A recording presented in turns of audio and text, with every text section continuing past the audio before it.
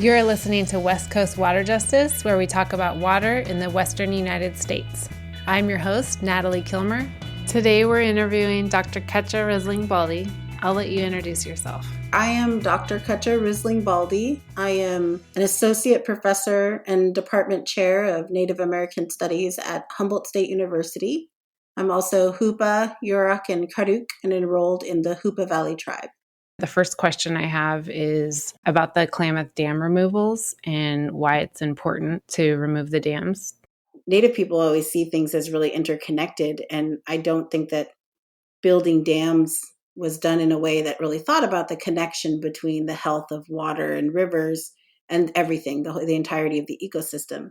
So when we talk about what's the importance of dam removal, for me, it's sort of thinking about like the importance is that the health of our rivers is going to be really instrumental to the health of everything around us and then to the health of each other and our more than human relatives. So dam removal is incredibly important for the future of our planet in general. I think once we understand the history of building dams, what we kind of see is that it wasn't done in a way that valued long-term planning for the health of the environment, and instead was a lot of the times about profit and resource extraction to the detriment of our environment. And at this point, when you look at the studies, the long-term studies that have been done about the importance of dam removal, there's really so many benefits and necessities, because what we're seeing right now are the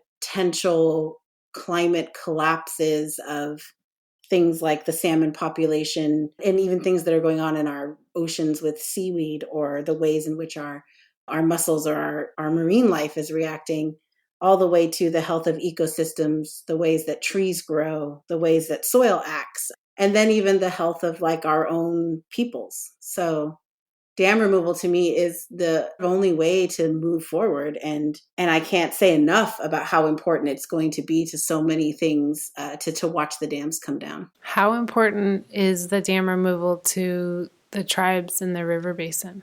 I mean, I think for the Hoopa, and this is actually a lot of Native people who I have talked to about the health of rivers and waters, specifically, is we see our world is so very interconnected that what we understand is that our river needs to be healthy so that our land is healthy, so that our fish are healthy, so that our bodies are healthy. So for the Hoopa people, we've been taught our whole lives, like when we grow up, what we learn about our river is that it's like the artery. It's the artery of our lands, and it's what carries what we need to sustain life in our region, which is water. And if you think about it as an artery, if you think about the interconnectedness that it has with other river systems, the interconnectedness it has with the watersheds and creeks, what you start to see is you can't dam up an artery and not have it affect every other part of the system. If you were a human being and someone dammed up one of your arteries, that results in heart attack or stroke.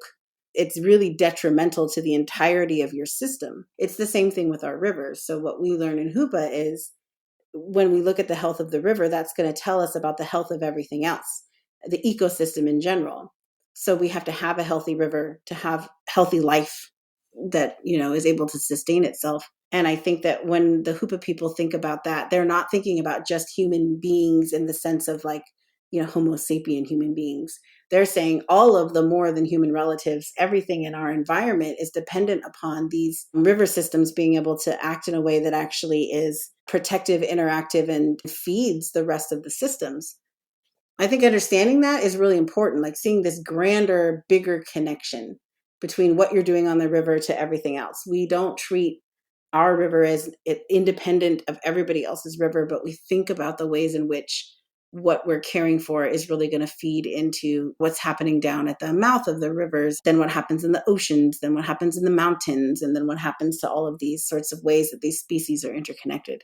That kind of really in-depth knowledge about ecosystem behavior comes from our indigenous science and management practices that are thousands upon thousands of years old.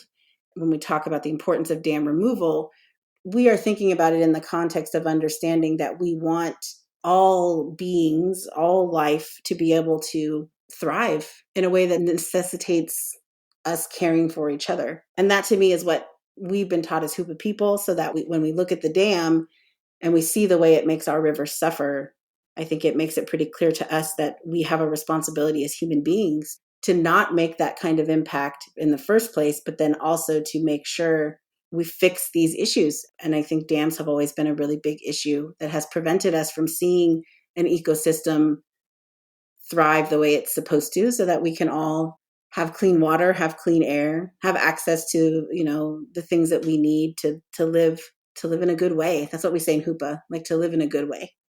I like that. I'm looking at a map right now of the Hoopa Reservation, and it looks like, is that like kind of where the confluence of the Trinity hits the Klamath? So the Trinity River is the main river that runs through the Hoopa Valley Square. This is not all of traditional or Aboriginal Hoopa territory. The square is what we were able to secure as a reservation, post gold rush, post all of the issues that we were faced with during the times in which they're trying to genocide Native peoples. And our Trinity River flows all the way through the Hoopa Valley and then meets up with the Klamath River. So it's what they would call a significant watershed. It actually feeds into the Klamath in a really important way to help keep the Klamath balanced and clean and healthy. So if you look at, if the Trinity River is unhealthy, meaning it doesn't have enough water, algae's growing, there's low flows, then that is going to affect the Klamath River, because the Klamath River needs the Trinity to feed into it, which then moves that water into the ocean. So if the Klamath River is sick and the Trinity River is sick, then the water that's going into the ocean isn't the water that you need to be able to sustain ocean life or marine life. Same thing with the multiple watersheds that exist on the creeks and things that feed into the Trinity rivers or to the Klamath rivers. Those also need to be healthy. So we see all of these things as very interconnected to each other. We feel, I think, a really deep connection to the Klamath River in the Hoopa Valley.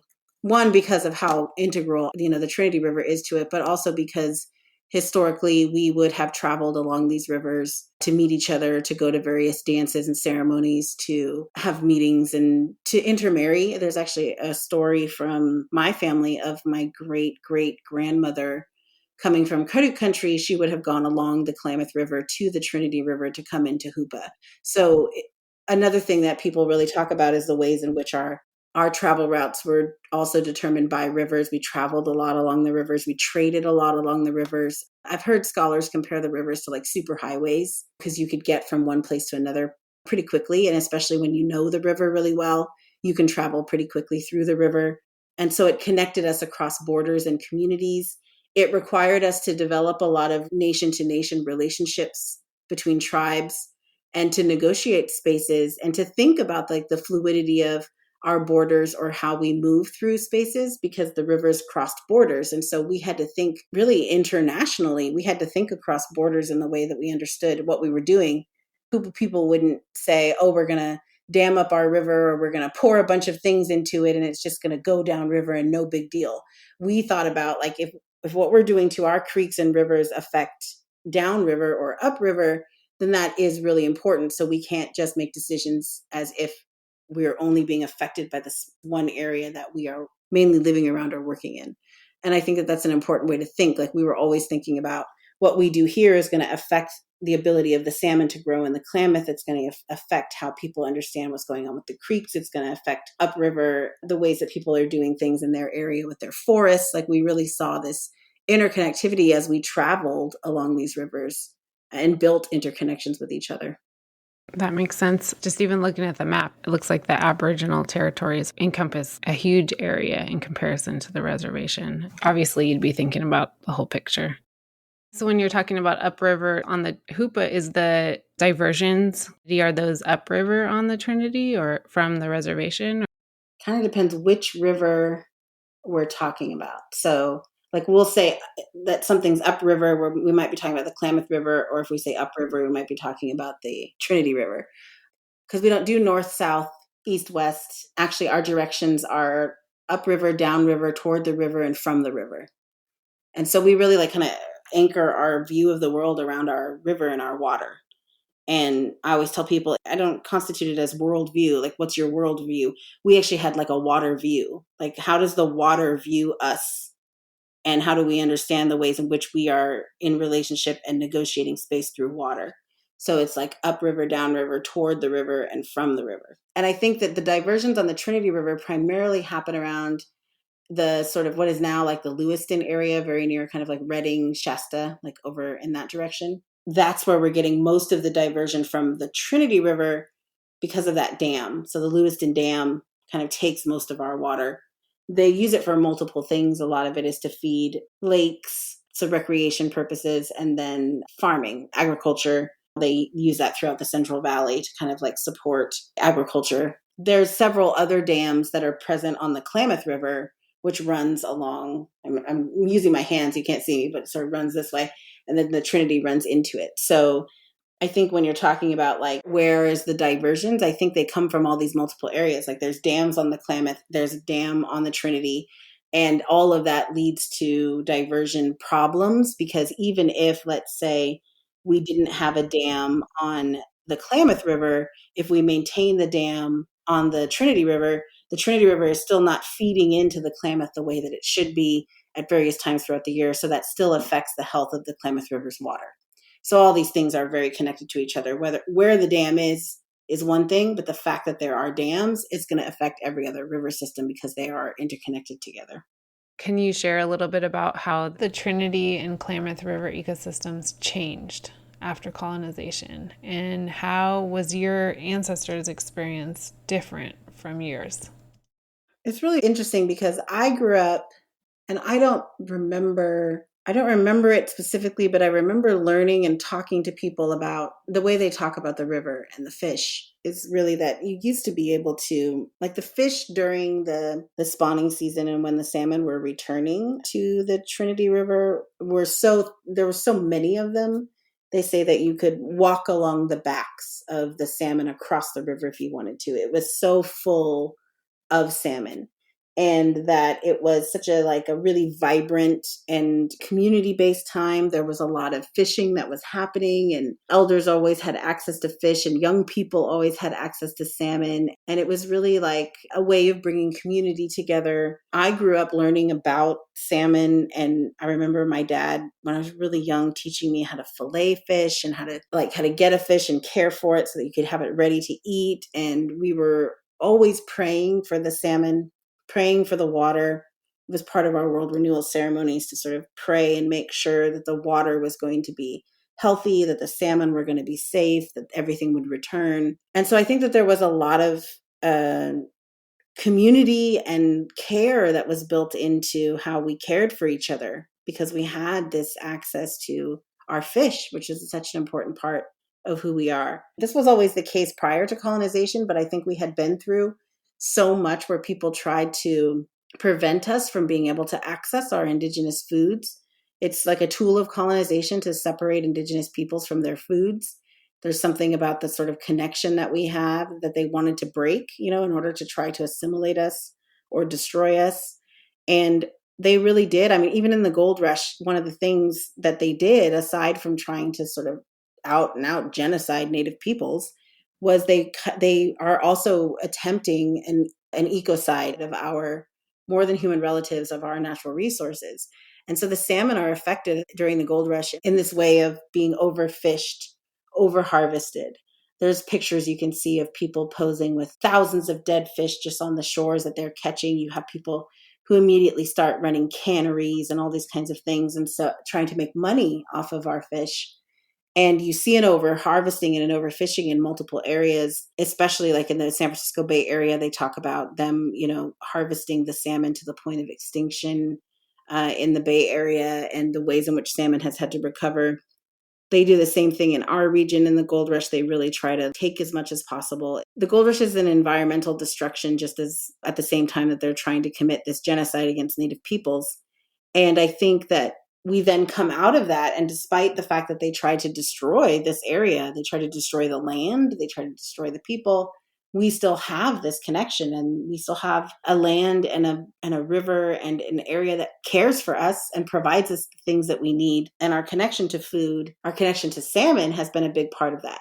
When I was growing up, I learned all of that connection. And I think that what happened when I was younger, during the Klamath River fish kill, and that was in 2002, is it kind of highlighted a sense of, I mean, I've heard a lot of people, elders especially, describe it as like a sense of apocalypse. So to give some background for listeners about the fish kill, it was in 2002, in the fall, when salmon were returning home to spawn in the Klamath and Trinity rivers. Before being able to spawn, these salmon encountered low water flows and higher than normal temperatures, resulting in a mass infection of parasites.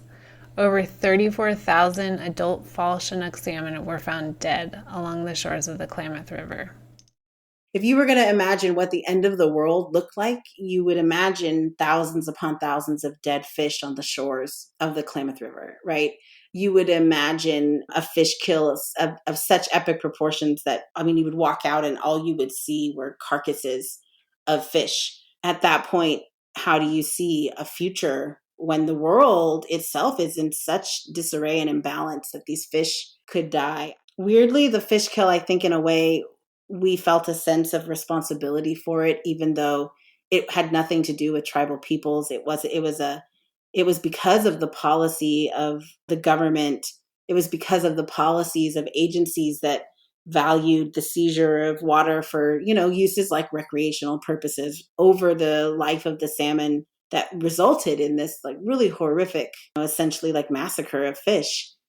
But I think Native people felt kind of responsible to that. Like what could we have done, or how could we have prevented it? I think it woke something up in a number of us young people at the time who could not understand just the depth of hurt. It was one of the first times in my sort of like young adult life that I remember seeing my grandfather cry.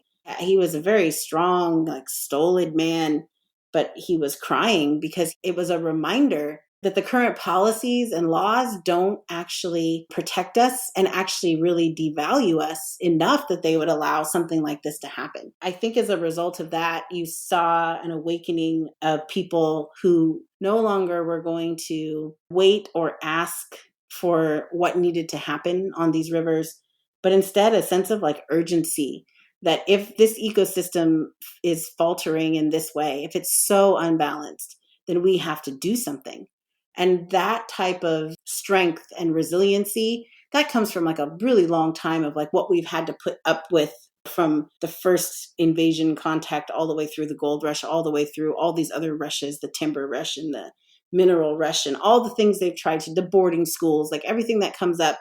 And then you have this fish kill.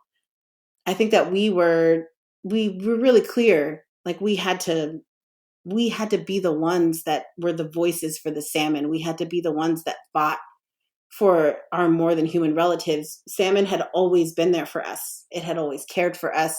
It had always nourished us. It had always provided a connection for us to our waters and our homelands. Salmon never asked of us very much, but to live in cooperation with them. We take care of this environment. They take care of the environment. We work together. And now we were like, you know what? This is our job now. We're going to fight for and speak with and speak on behalf of the salmon because that's what's important. And I think that fighting that fight has been long, but I don't think Native people in general ever enter into a fight like that with the idea that maybe that it's going to happen immediately. I think some of us always enter into it like this might not actually happen in my lifetime, but I know that it's setting up something really important for the next generations. So I have to fight this fight, even if it feels impossible. And I think having these conversations about dam removal, people will tend to tell you dam removal is not possible. Dam removal is going to never happen. Dam removal is not something that people can envision or understand. But one, I don't know if we have an option anymore. I think dam removal is the only thing that's going to get us started in what we need to protect our ecosystems. But two, maybe it's not just for us. Maybe we have to start having these conversations now so that dam removal can happen. And if it doesn't happen, right away, it doesn't mean it's not worth fighting that fight. And I think Native people have always thought like that.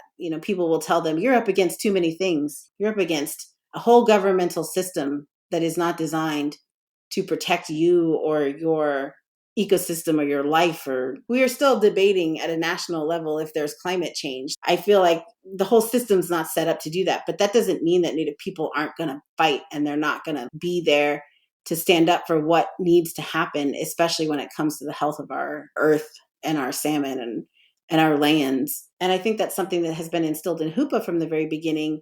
If you look at our history, post-colonization, well, not post, we're still in the midst of colonization, but post this sort of like invasion contact with what becomes, sort of like the settler colonial mentality, we were always people who were thinking about this as a long-term negotiation of what we needed to do to make sure that we could hold on to our ceremonies, our culture, our language. And Hoopa people were really good at negotiating that, but also making sure that we had things to carry forward. We were always fighting for our fish. We were always fighting for our lands. We were always saying the things that needed to be said.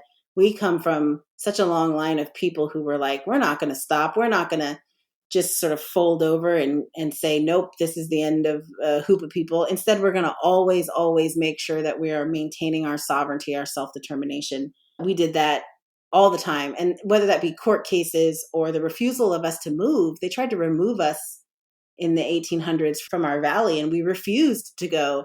Or the wars that we fought. We actually fought a war against the federal government at a point in the 1800s so that they would keep their promise that we could stay in our valley with our river. Our sort of refusal to be silent about these issues of pushing things through court cases, of showing up in people's spaces. I think that Native people all over this region have done that. I think Hoopa people have done that.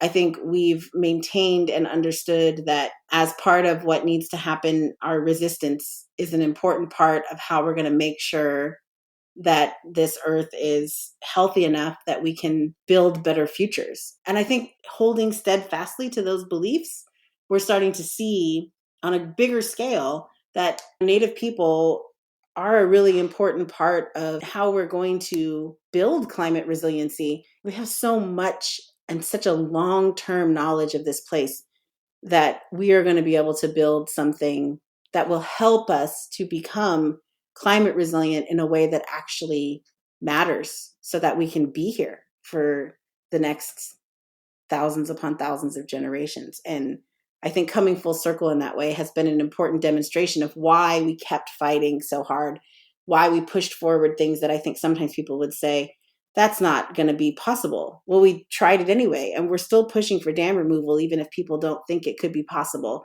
I think I see a future. I think I see a future with no dams. I think I can feel it. I think I know it. I know it well enough to know that if we start saying it out loud right now, maybe we can start helping people to envision that too. And then we can make it possible, because nothing is possible or can become possible until we say it, till we make it come into being by saying there could be a world without dams. And then I think we have to remind ourselves that impossible things have happened in our lifetime. There have been so many impossible things that have already happened. Land being returned to Native peoples that I think that they would have been told 10, 20 years ago would never be returned, is being returned. Dams are being taken down throughout the world. There's a Native woman in charge of the Department of the Interior, Deb Holland. I have told people in several spaces, could you imagine like if we could travel back in time and go talk to Thomas Jefferson and just be like, hey, Thomas Jefferson, in 2021, there's going to be a Native woman in charge of the Department of the Interior. She's not only going to be in charge of the Bureau of Land Management, she's also going to be in charge of the Bureau of Indian Affairs. So don't worry, everything's great. We're going to have a Native woman in charge. I think Thomas Jefferson would look at you and say, that's impossible. And that will never happen. And that's not anything that I could ever envision or picture. And you're telling me that's in 2021? That's like so far away. Who cares? Like it's so far away. Like he would not even be able to understand where we're at right now. He would think it was impossible. Well, guess what? It's 2021. So we're living in the future. And we have a Native woman in charge of the Department of the Interior. So yeah, impossible things are happening in our lifetime. So I don't think it's impossible. And I don't think we get to say things are impossible anymore. I think what we have to say is what we can envision to be possible. And then work for that, even if we don't know if we're going to see it in our lifetime. It'll happen. There will be a world without dams. There will be, like, the salmon will run. We will make sure that those things happen. Thank you for sharing that. That's super inspiring. I was speaking with Brooke earlier from the Yurok tribe, and she was saying that they actually in the 70s had their fishing rights taken away. Did that also happen to the Hupa? But there's all these kinds of like weird rules about where people can fish based on their tribal enrollment. And it used to be different. So it depends on the year that you're talking about. It used to be different where people could fish because tribes have certain ways of being able to say this is the hunting and fishing grounds of our tribe. And tribes can make decisions about whether they want those hunting and fishing grounds to be open to everyone or just a certain group of people who are enrolled in their tribe, right? So it sort of depends. But I will say that in the 1970s, what you have is that the state of California decides that they're going to ban fishing on the Klamath River because of the decline of the salmon run that was happening, and that people were sort of worried about what was going to happen to the salmon. Could they be overfished? You know, you have the tribal peoples who are still fishing in that area who are primarily Yurok tribal members because of where it's located, which is the mouth of the Klamath River, which is in Yurok territory. And I think that there's other people who are in support of that movement, that moment to sort of say, we're not going to stop fishing because, one, you don't get to tell us that we're sovereign nations. And the second thing is, and this would be my argument, you can solve this problem by letting more water down and stop hoarding the water and take the dams down. You know what I mean? There was all these conversations about like the problem is being created by the policy of the state of California. We know what we can fish or not fish to make sure that things are going to be okay for the salmon. And you don't get to stop us because you're upset, either a state entity or even in some cases it was the commercial fishing entities who were sort of like, well, why do they get to fish if we don't get to fish? As if we're supposed to prioritize commercial fishing over the fishing rights of Native peoples, et cetera. So I feel like there was all these kinds of things that came together. A lot of people were involved in making sure that the ongoing fishing was happening as part of the protest. And I think it was a really important moment because it demonstrated, one, that Yurok people were like still here and that they were still fishing and that that was an important part of who they are and that we needed to do this for all of these reasons. And then two, that Yurok people, Indian people, Native people in this area we were not going to just back down because a federal government entity or a state entity said that we had to, but instead that we were going to continue to enact our knowledges, like our knowledges of place to be able to make certain things happen. And I think that it was an important moment for people to see that we could come together in really meaningful ways. And I have seen this happen in several other regions. Just recently, there was a tribal group in Canada, right, who were running up against this same issue. I think it was with it's either crab or lobster fishing, maybe. And you saw the ways in which like commercial businesses and the sort of provinces in the different regions were really upset because tribes are trying to say, hey, we get to make our own decisions about this. So that's one thing that happened like in the 1970s. You see this come up again and again, I think, in various places with how we need to sort of protest and make things happen. I'm also wondering if the United States government trying to control the reservations and where they're located, and then if that's also dictating the fishing rights, if that was a problem. I mean, a lot of that is looking really, you have to look kind of into this entire history of federal Indian law and what they do with sort of the guaranteed sovereign rights of tribes through the different cases that come before them, especially regarding hunting and fishing rights and the ways in which the treaties guarantee tribal peoples access to and ability to hunt and fish in the usual and accustomed places. And I think that there are some tribes that approach that as much more like open to multiple tribal peoples and members fishing and hunting in those areas. I think that what you see in terms of spaces like the Klamath and even the Trinity, we have to be cautious about like what a hunting or a fishing season would look like in these areas because of the fact that these dams have prevented the fish from being able to thrive in the same way. We also have wildlife issues because of that. It's not necessarily just that tribes are pitted against each other. It's that tribes are trying to negotiate how do we make sure that our tribal peoples are still able to get access to something? And how do we also make sure that we maintain these relationships with other tribes? But I think they have to be cautious because of the state that our rivers are in right now. That could be very different in the near future when you're talking about dam removal. I'll say this about some of the native people I know. So, like my grandpa, for instance, he liked the fish that was coming up into the Trinity River because he grew up in Hoopa. That's his whole life. That's where he fishes. That's where his fishing spots were.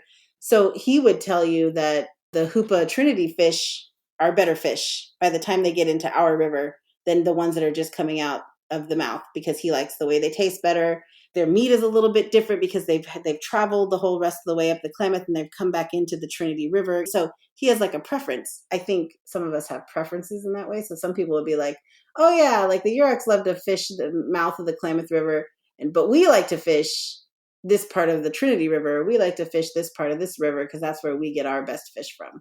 And part of it is, I think, a historical connection to that region and area. I don't know if it's necessarily feeling like we would all run to the mouth of the Klamath River if we could. But they would also tell you it tastes different. I mean, just like we would say that Alaskan salmon tastes different. I have a lot of people that are like Atlantic salmon tastes completely different. Then people have preferences of types of salmon. People will tell you in all the different ways it tastes based on where it's at in its lifespan of returning back to the river. The really cool thing about salmon is, they're returning home to spawn, and we're mostly catching them as they're returning. Like if you're on the Trinity, you're catching them when they're at home, basically returned home. So they've been on a journey, or really like a lifetime's journey. And people will say that they'll have a different kind of almost texture, I guess, because of the ways in which they've had to navigate the water. The water will kind of change even their color and flavor. It's like an understanding of like the relationship to the salmon itself, and then what you're doing as you're fishing it. And then you bring that into like how you understand your connection to what you're eating. And I think people feel that over a really long period of time. That's really cool that people are so connected to place. Is there anything else you feel is important to share with our listeners?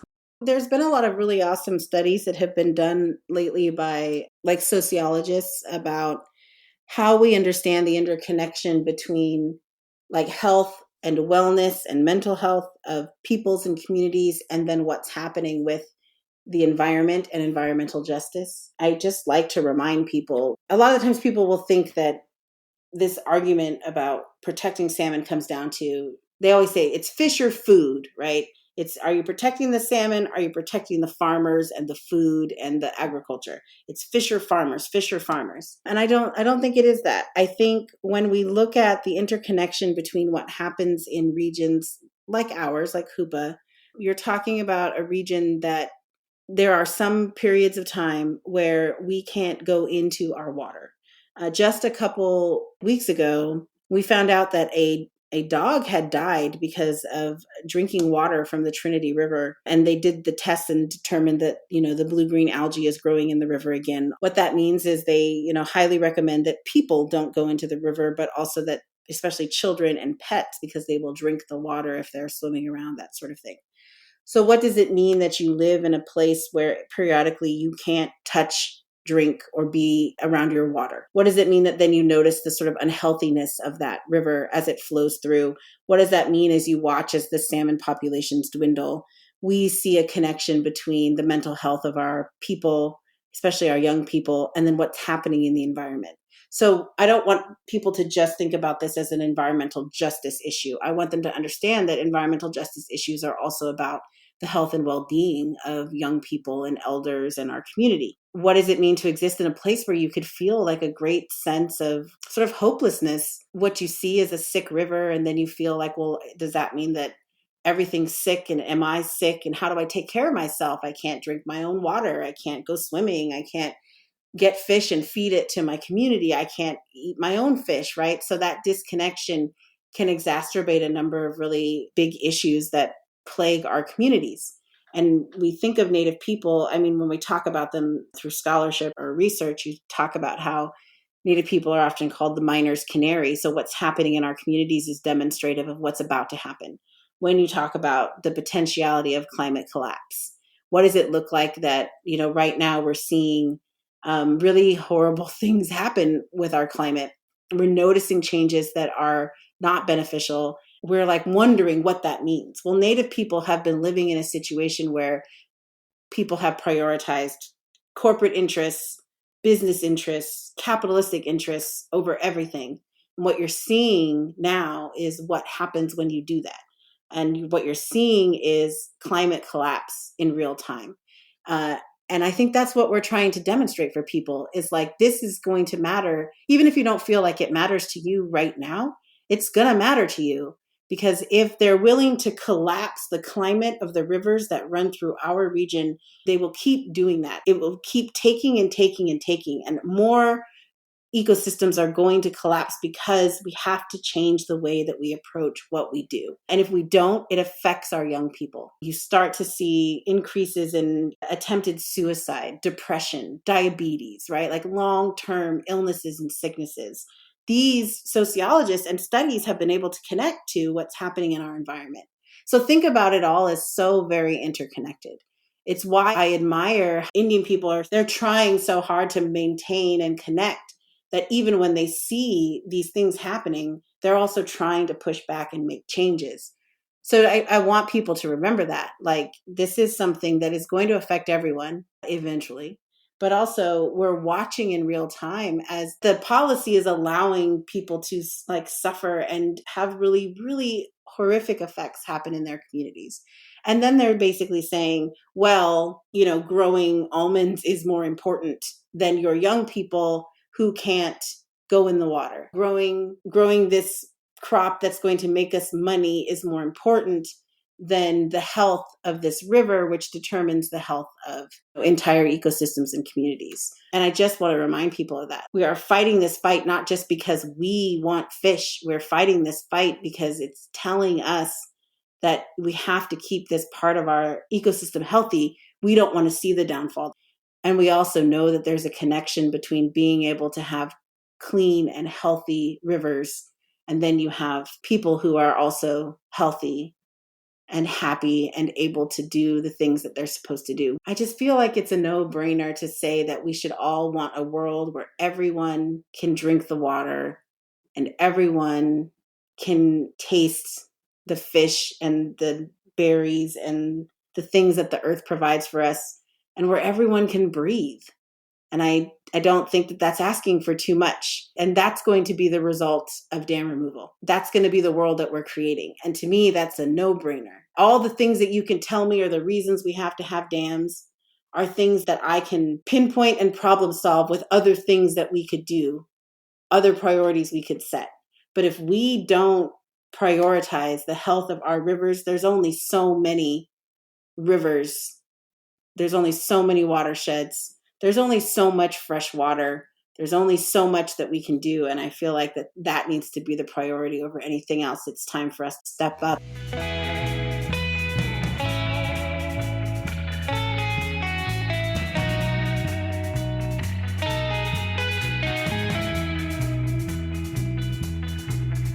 That was Dr. Cutcha Rising Baldy from the Hoopa, Karuk, and Yurok Tribes, and she's enrolled in the Hoopa Valley Tribe. Cutcha is Department Chair and Associate Professor of Native American Studies at Humboldt State University. You've been listening to West Coast Water Justice, produced by me, Natalie Kilmer. Subscribe and listen wherever you get your podcasts. The music is from the album Now That's What I Call Surf by Tony Bald, Adam Anigias, and Danny Snyder.